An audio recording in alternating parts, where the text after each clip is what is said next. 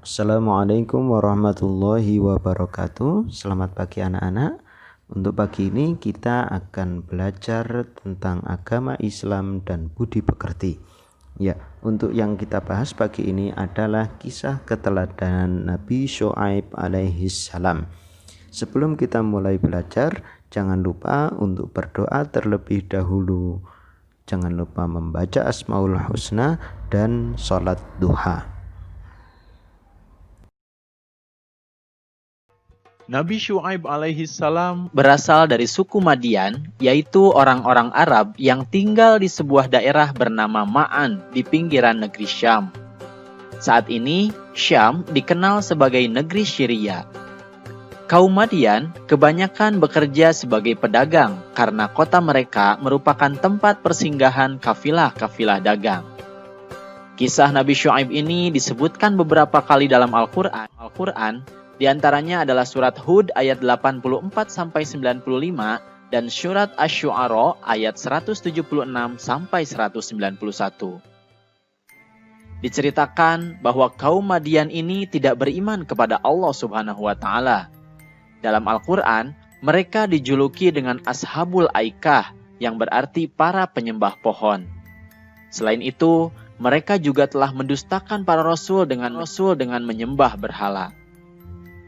Selain perbuatan syirik, ada kebiasaan buruk yang suka dilakukan kaum Madian, yaitu suka berbuat curang.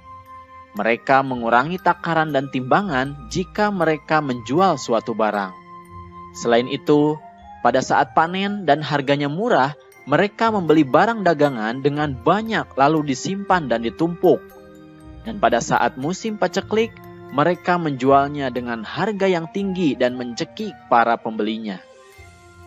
Allah Subhanahu wa taala pun mengutus Nabi Syuaib alaihi salam untuk menyeru mereka supaya mereka menyembah hanya kepada Allah Subhanahu wa taala dan tidak menyekutukannya. Nabi Syuaib alaihi salam melarang mereka melakukan perbuatan-perbuatan yang buruk. Nabi Syuaib alaihi salam mengajak orang-orang Madian untuk menyembah Allah serta berbuat adil dan jujur dalam berjual beli. Bismillahirrahmanirrahim. Dan wahai kaumku, penuhilah takaran dan timbangan dengan adil, dan janganlah kamu merugikan manusia terhadap hak-hak mereka, dan jangan kamu membuat kejahatan di bumi dengan berbuat kerusakan. Quran Surat Hud ayat 85. Nabi Syuaib alaihi salam mengingatkan kaumnya pada kenikmatan yang mereka dapatkan agar mereka bersyukur, serta mereka juga harus bertobat atas apa yang mereka kerjakan, yaitu perbuatan syirik.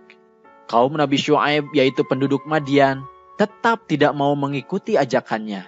Bahkan mereka mengejek dan mengancamnya bahwa jika bukan karena keluarga Nabi Syuaib, tentu mereka telah menganiaya Nabi Syuaib. Nabi Syuaib pun berkata, Bismillahirrahmanirrahim. Dan wahai kaumku, berbuatlah menurut kemampuanmu, sesungguhnya aku pun berbuat pula. Kelak, kamu akan mengetahui siapa yang akan ditimpa azab yang menghinakan dan siapa yang berdusta.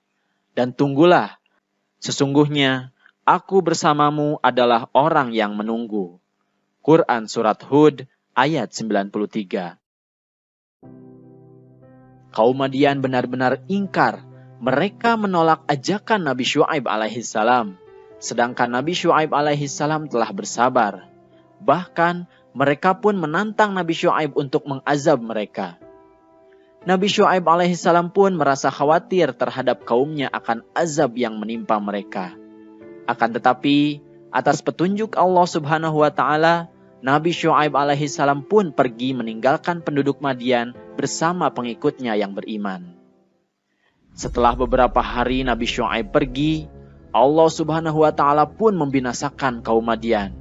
Mereka disambar oleh petir yang sangat keras disertai dengan gempa yang sangat dahsyat sehingga mereka pun mati bergelimpangan. Kaum Madian pun dibinasakan dan dijauhkan dari rahmat Allah Subhanahu wa taala karena menolak untuk beriman kepada Allah Subhanahu wa taala. Itulah tadi kisah keteladanan dari Nabi Syuaib alaihi salam. Ada beberapa keteladanan yang bisa kita ambil dari kisah tersebut. Yang pertama adalah kita harus senantiasa berbuat jujur, baik dalam perkataan maupun perbuatan. Nah, kita harus adil dalam berdagang dan tidak boleh mengurangi berat timbangan.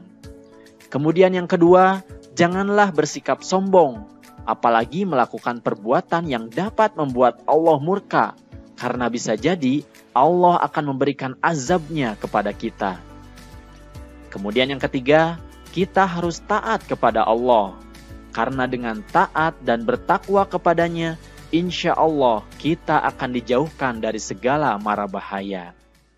Itulah dia kisah keteladanan Nabi Syuaib alaihi salam. Semoga kalian bisa memahami dan juga bisa menceritakan kembali kisah keteladanannya. Serta kalian juga bisa menunjukkan sifat terpuji dalam kehidupan sehari-hari, terutama dari segi kejujurannya ya.